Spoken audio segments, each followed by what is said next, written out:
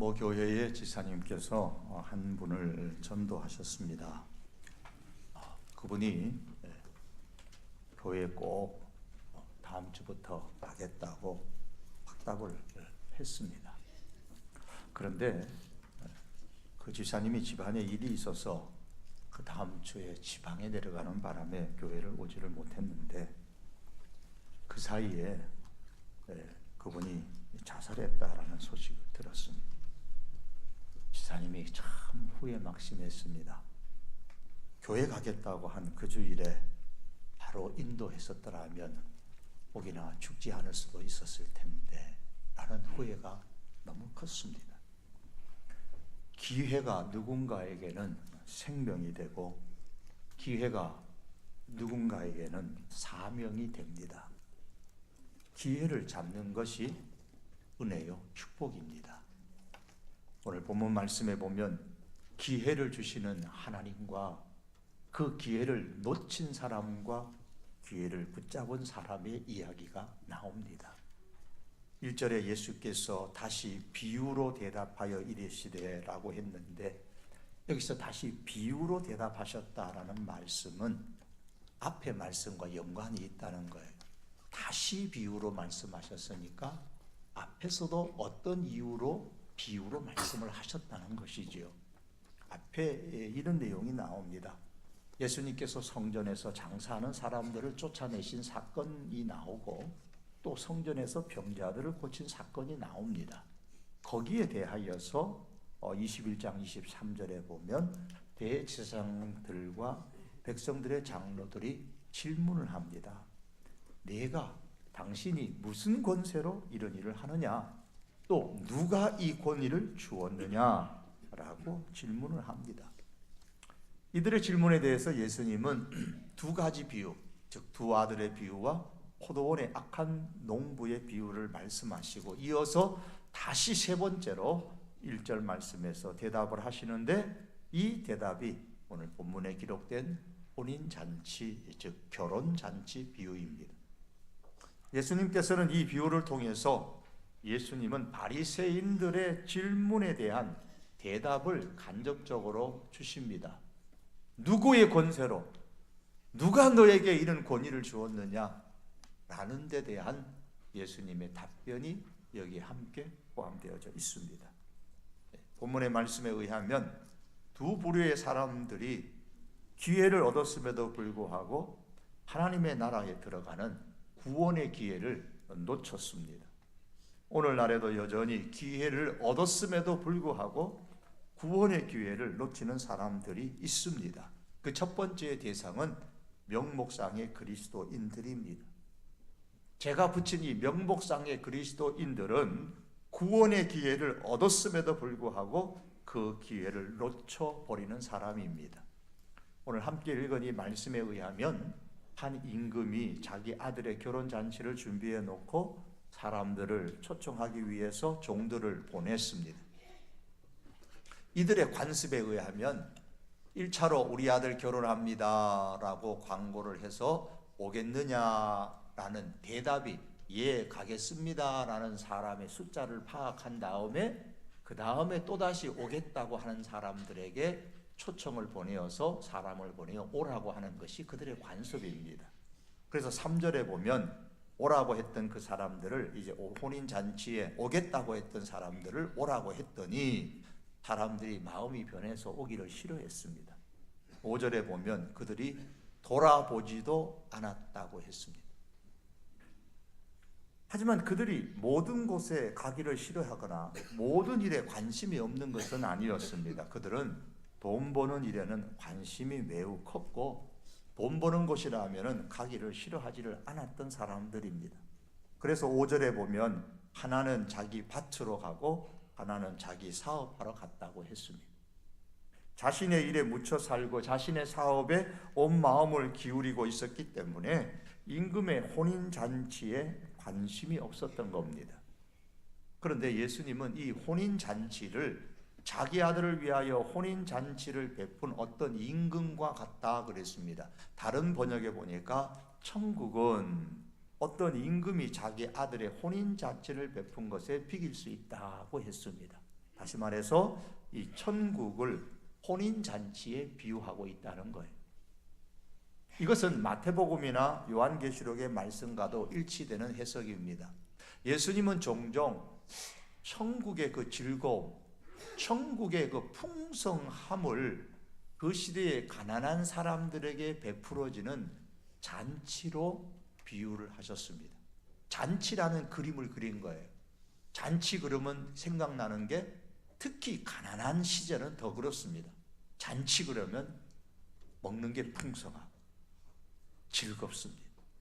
그래서 천국이 그와 같은 곳이다 라고 예수님이 종종 설명을 하셨습니다. 혼인잔치는 천국을 비유하는 것이기에 사람들이 혼인잔치에 관심이 없었다는 것은 천국에 관심이 없었다는 말이고, 임금의 아들의 결혼에 관심이 없었다는 것은 하나님의 아들 되신 예수님에게 관심이 없었다는 말입니다. 누가 그랬다고요? 누가 천국에 관심이 없었고 예수님께 관심이 없었습니까? 3절과 4절에 보시면 청한 사람들입니다. 이 청한 사람들은 이스라엘 사람들을 의미합니다. 스스로를 하나님의 백성이라고 말하는 사람들이 실제로는 천국과 하나님이 보내신 예수님에 대해 관심이 없어요. 요즘으로 말하면 교회를 다녀요. 어디 가면 쪽지에다가 종교가 뭐냐 그러면 기독교 써요. 종교가 기독교래요. 그런데 천국에는 관심이 없고 예수님에게도 별로 관심이 없습니다. 여러분, 우리는 어떻습니까? 천국이 없어도 예수님이 없어도 그런데 관심이 없어도 사는데 아무런 불편함을 느끼지 않습니다. 그저 내 밭이나 내 사업만 있으면 잘 되면 그저 만족합니다. 이 사람들은 스스로 자신을 종교적이다, 영적인 사람이다 이렇게 생각은 하지만은 사실을 보면 지극히 현세지향적이고 물질지향적인 사람들입니다. 오늘날로 말하면 저는 이런 사람들을 명목상의 그리스도인이라고 말합니다. 즉 무늬만 교인일 뿐입니다. 마태복음서 21장에 보면 예수님께서 성전에서 장사하는 사람들을 성전에서 쫓아내신 이후에 성전에서 나와서 길을 가시는데 잎만 무성하고 열매가 없는 무화과 나무를 보시고 책망하셨습니다. 그러자 그 무화과 나무가 곧 말라 죽고 말았습니다. 왜 이렇게 하셨느냐 제자들에게 설명을 하시는데 그 이유는 신앙의 잎만 무성하고 신앙의 열매가 없는 그 당대에 종교인들을 책망하시기 위한 겁니다. 그 무늬만 교인이었던 무늬만 유대인이었던 그들을 책망하시는 것이었습니다. 잎만 무성하고 열매가 없는 그리스도인이 되지 말라라는 경고입니다. 잎만 무성하고 열매가 없는 그리스도인이 바로 명목상의 그리스도인입니다. 쪽지에다가 종교는 기독교라고 쓰지만 여전히 천국에도 예수님에게도 관심이 없고 삶의 현장에서는 그저 신앙의 잎이 그냥 무성하게 있지만 따먹을 만한 열매는 없는 그런 명목상의 그리스도인입니다. 그래서 어떤 사람은 말합니다. 난 천국이 없고 예수님이 없어도 전혀 사는데 불편함이 없습니다. 저 봄에 피는 꽃도 날아다니는 나비도 저 남산에 피는 그런 꽃들도 거기에 있는 토끼들도 예수님이 없어도 예수님에 대해서 관심이 없어도 천국에 대해서 몰라도 그냥 자연의 원리대로 잘 살아가지 않습니까? 나도 그냥 이대로가 좋습니다. 나도 그냥 이대로가 편합니다. 현세지향적이고 물질지향적인 삶을 사는 것에 대해 전혀 불편함을 느끼지 못하고 영적인 그런 목마름에 대한 것이 없고 오히려 편하다고 하는 사람들이 그냥 그대로 쭉 살다 보면 결국에는 후회할 날이 올 것입니다. 이들은 하나님으로부터 이런 말씀을 듣게 될 거예요. 어리석은 자여, 오늘 밤 내 영혼을 취하면 내가 그렇게 관심을 기울여 수고해서 모은 것들을 그것들이 누구의 것이 되겠느냐? 현세적이고 물질지향적인 그 일에 몰두하여져서 살아서 모은 것이 너의 영혼이 이 땅을 떠날 때에 누구의 것이 되겠느냐? 또한 기회를 놓친 사람들이 나오는데 예수님과 신자를 핍박하는 사람들이 나옵니다. 6절에 보시면은 그 남은 자들은 종들을 잡아 모욕하고 죽였다고 했습니다. 실제로 이스라엘의 역사 가운데서 하나님께서는 구원의 이 혼인잔치를 알리는 메시지를 그의 종들을 보내어서 전하였지만 그 유대 백성들은 그 종들에게 못할 행동들을 참 많이 했습니다. 여기에 대해서 히브리 성경은 이렇게 말씀합니다. 또 어떤 이들은 희롱과 채찍질 뿐 아니라 결박과 옥에 갇히는 시험도 받았고 돌로 치는 것과 톱으로 치는 것과 칼에 죽는 것을 당하고 양과 염소의 가죽을 입고 유리하고 궁핍과 환난과 학대를 받았다고 했습니다. 이 유대 백성들 가운데 일부가 이렇게 못된 행동들을 했다는 거예요. 예수님 당시에는 백성들이 아주 좋아했던 그 세례 요한까지도 그렇게 해서 죽였습니다. 이들은 신앙과 종교를 비웃고 환멸을 느끼는 사람들입니다. 심지어 이 땅에서 기독교와 교회를 말살시켜야 한다고 생각하는 사람들입니다. 이런 사람들이 지금도 여전히 사회에 이 땅에 많이 있습니다. 저 예수는 죽여야 되는 사람이다 라고 모함하고 계획을 세웠던 그 당대의 사람들이 많았던 것처럼 오늘날에도 그런 사람들은 있습니다. 그런데 이들은 모두가 처음에 하나님 나라에 들어갈 기회를 얻었던 사람들이에요. 앞서 말씀드린 것처럼 3절과 4절에 보면 이들은 이미 임금이 잔치에 초청할 것이라고 청한 사람들입니다. 임금의 잔치에 가겠다고 약속했던 사람들입니다. 이스라엘 사람들이 바로 그런 사람들입니다. 스스로를 하나님의 백성이라고 말했던 사람들입니다. 그러므로 임금의 잔치에, 즉 천국 잔치에 갈 수 있는 기회를 얻었던 사람들입니다. 그러나 안타깝게도 그 기회를 놓치고 말았습니다. 왜 놓쳤을까요? 그 이유는 하나님의 권세를 인정하지 않았기 때문입니다. 바리새인들이 예수님을 향하여 묻습니다. 누구의 권세로 이렇게 하느냐? 예수님은 간접적으로 여기서 하나님의 권세를 언급하고 계십니다. 임금이 자기 아들의 결혼잔치에 초청했는데 오기를 싫어합니다. 임금이 자기 아들의 결혼잔치에 초청했는데 돌아보지도 않고 자기가 관심 있는 곳으로 가버립니다. 오히려 종들을 보내었더니 그 종들을 모욕하고 죽여버립니다. 이게 가능한 일입니까? 누가 보냈는데요? 임금이 보냈는데. 누구의 잔치인데요? 임금의 아들의 결혼잔치인데요. 이것은 임금을 임금으로 여기지 않았기 때문에 할 수 있는 행동입니다. 왕의 권세를 인정하지 않았기 때문에 할 수 있는 행동입니다. 유대 사람들은 스스로를 하나님을 믿는 하나님의 백성이라고 말합니다. 하지만은 예수님의 눈에 비추어졌던 그 유대 사람들은 실제로는 하나님을 왕으로 인정하지 않았다는 겁니다. 하나님의 권세를 인정하지 않았다는 겁니다. 임금의 권세를 인정하지 않았기 때문에 임금의 아들 결혼 잔치에 초대받았음에도 불구하고 무시하고 무관심했고 심지어 임금이 보낸 종도를 모욕하고 죽였던 겁니다. 너희들이 나도 그렇게 죽이려고 하지 않느냐라고 예수님께서 말씀합니다. 왕의 권세, 하나님의 권세를 가지고 온 나 역시도 너희들이 바라보며 죽이려고 계획하고 있지 않느냐라고 말씀하고 계시는 겁니다.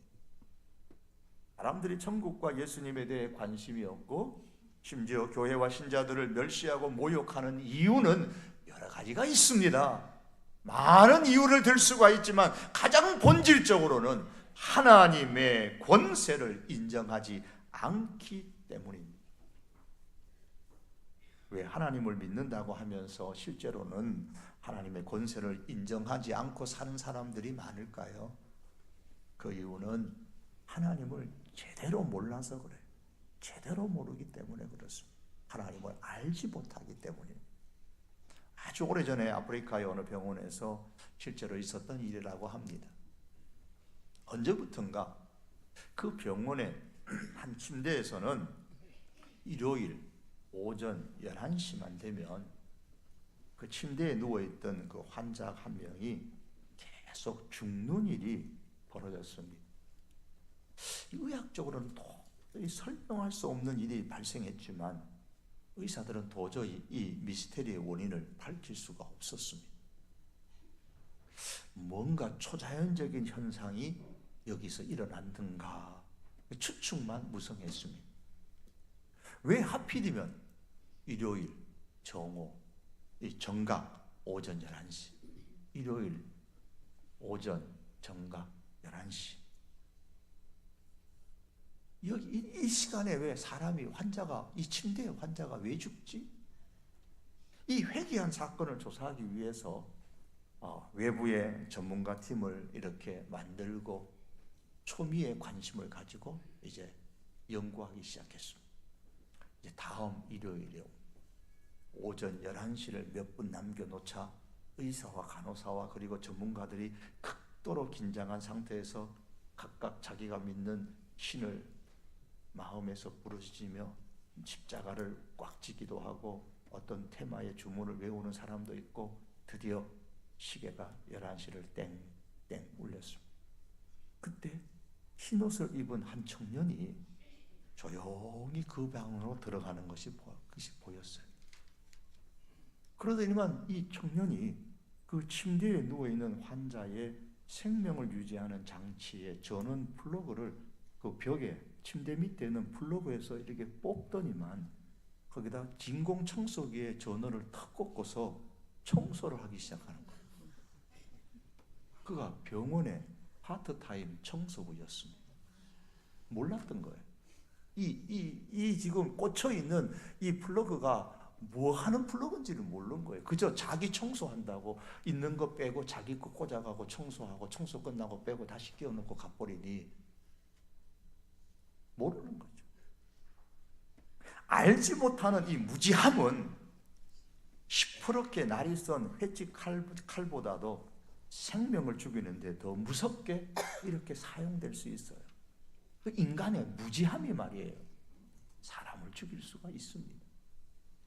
그런데 하나님을 제대로 알지 못하는 이 무지함은 남의 생명뿐만 아니라 자기의 생명까지 죽이는 아주 결정적인 요인이 되는 것입니다. 예수님 당시의 유대인들뿐만 아니라 오늘 현대인들에 이르기까지 사람들이 하나님에 대해서 너무 알지 못합니다. 우리 하나님께서 너무 안타까워서 말씀하십니다. 그런즉 너는 알라. 오직 내 하나님은 여호와 하나님이시요 신실하신 하나님이시라. 이 하나님을 알라라고 하십니다. 또한 신명기 9장에 가면은 오늘 너는 알아라. 내 하나님 여호와께서 맹렬한 불과 같이 너의 앞에 나가신다라고 하시고, 신명기 32장에 보니까 이제는 나 곧 내가 그인 줄 알라. 하나님이 그인 줄 너희가 알아라 그랬습니다. 어떤 분이시냐? 나 외에는 신이 없도다. 나는 죽이기도 하며 살리기도 하며 상하게도 하며 낫게도 하나니 내 손에서 능히 빼앗을 자가 없도다. 이분이 바로 하나님인 것을 너희는 알라라고 말씀합니다. 하나님을 제대로 알지 못하기 때문에 하나님의 권세를 인정하지 않습니다. 하나님을 나의 왕으로 삶에 모시지 않습니다. 그 결과 천국 잔치의 기회가 주어졌음에도 불구하고 그 기회의 귀중함을 알지 못하고 현세적 물질주의적인 사람이 되어져서 나는 밭으로 가야 되겠다, 나는 사업하러 가야 되겠다, 돌아보지도 않고 가버리는 겁니다. 심지어는 교회나 예수님을 모욕하고 신자를 모욕하고 핍박하기를 서슴지 않습니다. 사랑하는 성도 여러분, 지극히 현세지향적이고 물질지향적인 삶에 몰두하여 산다면, 기독교와 교회와 신자와 적대적인 관계를 가지고 산다면 구원의 기회가 와도 놓치게 됩니다. 그 결과는 엄청나게 큰 비참함입니다. 7절에 보니까 임금이 노하여 군대를 보내어 그 살인한 자들을 진멸하고 그 동네를 불사르고 그랬습니다. 여기서 살인한 자들이라는 말은 반역하는 자들이라는 단어의 의미입니다. 다른 사람도 아니고 왕의 권세를 부정했으니, 왕의 권세를 인정하지 않았으니 왕에게 반역하는 자들이라는 말입니다.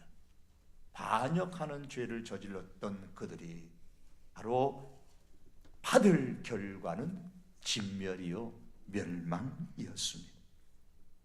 그러나 세상에는 기회를 이렇게 놓치는 사람도 있지만 하나님께서 기회를 주실 때에 기회를 잘 붙잡는 사람들도 있습니다. 본문에 보시면 임금은 다시 종들을 보냅니다.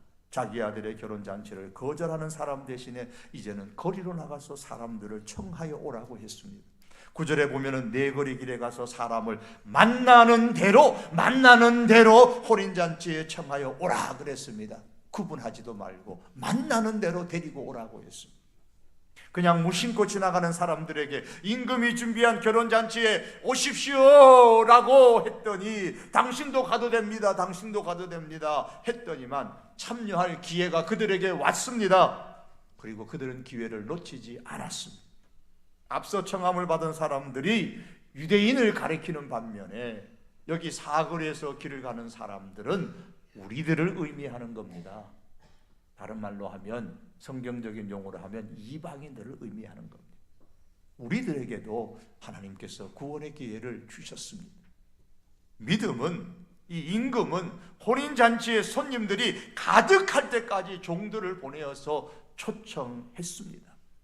네거리 길에 가서 사람을 만나는 대로 혼인잔치에 청하여 오라고 했습니다. 그래서 그렇게 만나는 대로 청했더니 손님이 가득했다고 했습니다.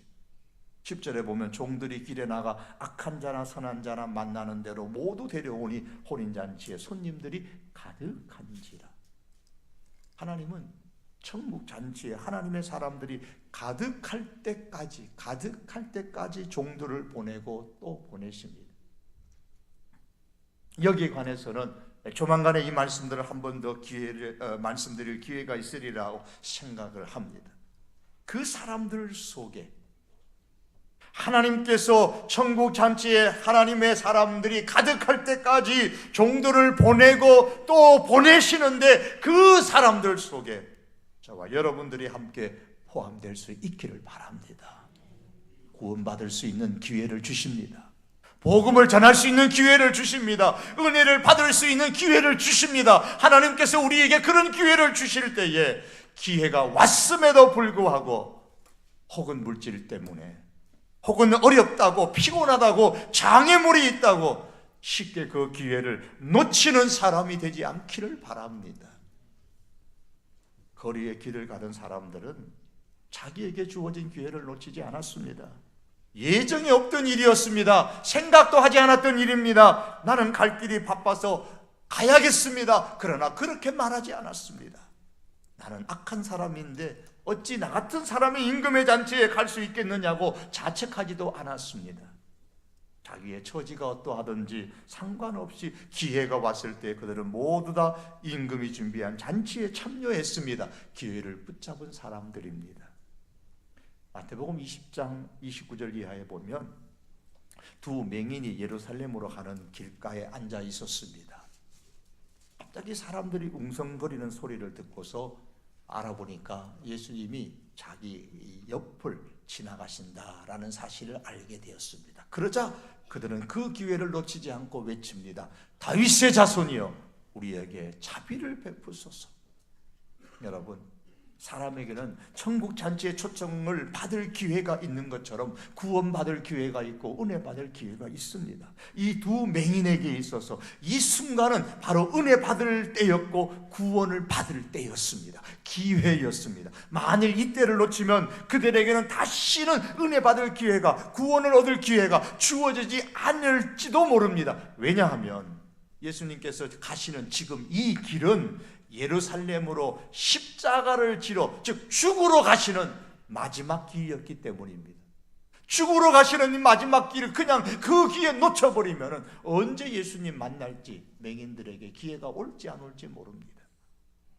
하지만 이 두 맹인은 그 기회를 붙잡았습니다. 기회를 잡는다는 것은 결코 쉽지만은 않습니다. 왜냐하면 기회를 잡지 못하게 하는 방해물들이 항상 거기에는 강력하게 일어나기 때문입니다. 사람에게 기회가 없는 것이 아니고 주어진 기회가 있을 때에 방해물이 나타나서 그 방해물을 극복하지 못해서 기회를 놓치는 경우가 너무 많습니다. 다윗의 자손이여 우리에게 자비를 베풀어 주소서라고 갑작스런 그 외침에 대해서 예수님을 따르는 주변의 사람들이 맹인의 입을 막고 핀잔을 주고 조용히 하라고 협박을 하고 돈이나 받고 저리 가라고 아마 회유했을런지도 모릅니다. 기회를 붙잡지를 못하도록 하는 장애물이 두 맹인 앞에 있었습니다. 그러나 이 두 맹인은 그 장애물에도 불구하고 포기하지 않습니다. 오히려 더 큰 소리로 외칩니다. 마태복음서 20장 31절에 보니까 무리가 꾸짖어 잠잠하라 하되 더욱 소리질러 이르되 주여 우리를 불쌍히 여기소서 다윗의 자손이여. 사랑하는 성도 여러분, 우리에게는 구원받을 기회, 은혜 받을 기회가 없었을까요? 아닙니다. 돌이켜 우리의 삶을 보면은 구원받을 기회도 있었고 은혜 받을 기회가 없었던 것이 아닙니다. 기회가 있었지만 기회와 함께 찾아왔던 그 방해물들 때문에 그 방해물을 극복하지 못하고 구원의 기회를 놓친 분들도 있을 것이고 은혜 받을 기회를 놓친 분들도 있을 것입니다. 그러나 지금 이 시간이 저에게는 복음을 전할 수 있는 기회요, 여러분에게는 복음을 들을 수 있는 기회요, 은혜를 받을 수 있는 기회인 줄로 아시고 잡으시기를 바랍니다. 놓치지 마십시오. 시몬이라는 사람은 예수님이 회당에서 가르치시는 그 모습을 보고 범삼치 않는 인물임을 알고 예수님을 자기 집으로 초청하여 식사를 함께 했습니다. 얼마나 구원의 은혜를 받을 수 있는 기회요, 얼마나 은혜를 받을 수 있는 좋은 기회입니까? 예수님을 독대할 수 있는 좋은 기회였습니다. 하지만 그는 그 기회를 놓쳤습니다. 반면에 동일하게 삭개오라는 사람은 예수님이 자기 집에 오셨을 때에 그 기회를 놓치지 않았습니다. 그런 은혜를 받았고 구원을 얻었습니다. 사랑하는 성도 여러분, 가만히 있는 사람은 기회가 와도 기회를 붙잡지 못합니다. 기회가 왔을 때에 부르짖고 기회가 왔을 때에 은혜를 사모하십시오. 더 크게 은혜를 사모하며 부르짖으십시오. 두 맹인이 주변에서 장애물로 조용히 하라고 해도 다윗의 자손이여 불쌍히 여겨달라고 자비를 베풀어 달라고 더 크게 소리를 쳤던 것처럼 장애물이 있으면 있을수록 더 크게 은혜를 사모하고 더 크게 주님을 찾을 수 있기를 바랍니다. 하나님의 권세를 인정하지 않는 사람들, 그래서 천국과 예수님에 대해서 무관심한 사람들, 교회와 성도를 모욕하는 사람들은 구원과 은혜의 기회를 잡으려고 하는 사람들을 향하여 자꾸 말립니다. 때로는 꾸짖습니다. 때로는 모욕감을 줍니다. 그래서 구원을 받지 못하도록, 은혜를 받지 못하도록 방해합니다. 여러분, 그렇다고 할지라도 중단하지 마시기를 바랍니다. 여리고에서 예루살렘으로 가는 길에 많은 사람들이 예수님을 따라갔습니다. 그러나 예수님을 따라가는 사람들은 그 발걸음은 두 부류로 나뉘어졌습니다. 한 부류의 사람들은 대다수의 사람들이 가는 한 부류였습니다. 그들의 발걸음은 예수님이 혹시나 하며 기적을 기대했습니다. 그러나 그들의 발걸음에는 은혜 받은 감격과 감사가 없었습니다. 왜냐하면 예수님을 잘 몰라서, 단지 예수님을 기적을 일으키는 사람, 병 고치는 사람으로만 생각하고 그거 기대하고 따라갔던 거예요. 진짜 예수님을 잘 몰라서 천국과 영적인 진리에 대해서 무관심해서 은혜 받을 기회를 놓쳤기 때문입니다. 또 한 무리의 사람은 아주 소수입니다. 두 사람, 두 맹인입니다. 마태복음 20장 34절에 보니까 그들이 예수를 따르니라 그랬습니다. 이들의 발걸음, 예수님을 따랐던 이들의 발걸음은 다른 많은 무리들의 발걸음과는 전혀 달랐습니다. 이들의 발걸음에는 은혜 받은 감격이 있고 감사가 있고 확신이 있었습니다. 왜냐하면 두 맹인은 은혜 받을 기회를 놓치지 않았기 때문입니다.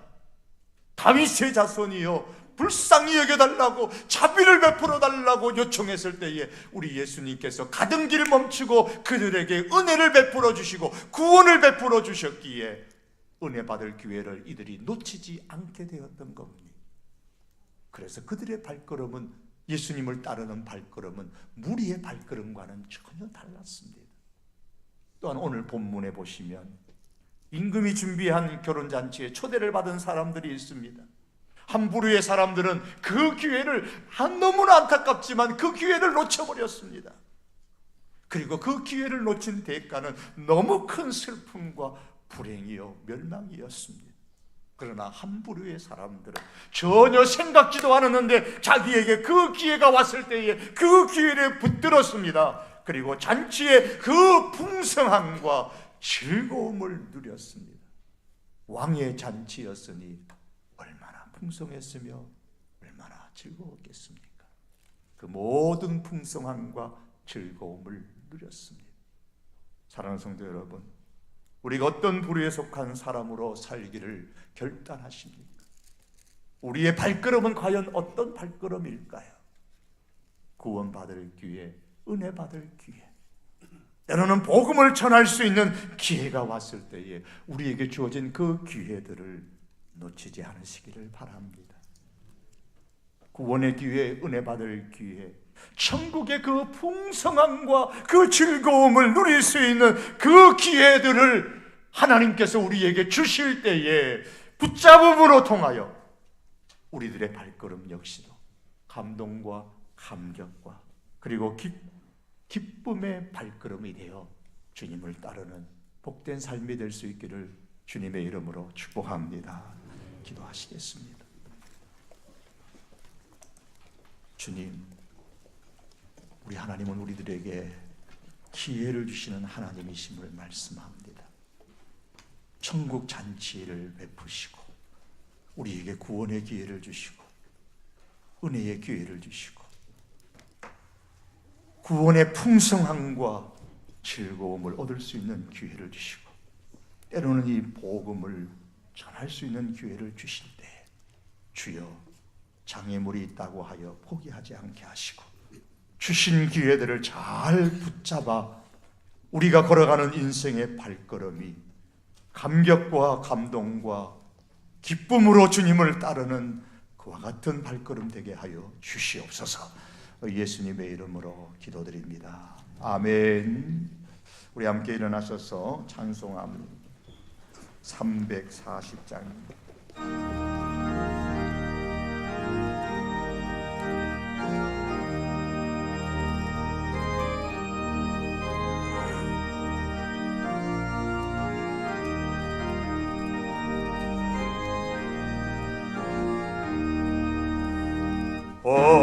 어지러운 세상 중